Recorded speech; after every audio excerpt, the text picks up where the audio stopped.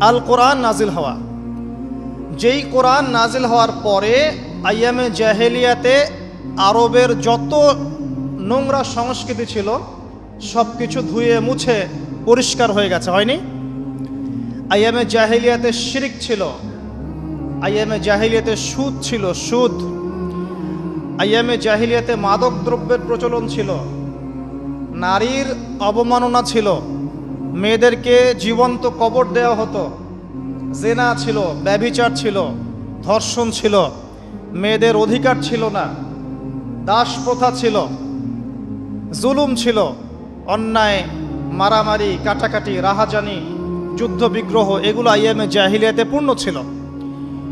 এইরকম একটা জাহেলি সমাজকে মাত্র 23 বছরের ব্যবধানে আল্লাহ রাব্বুল আলামিন পরিবর্তন করে দিলেন।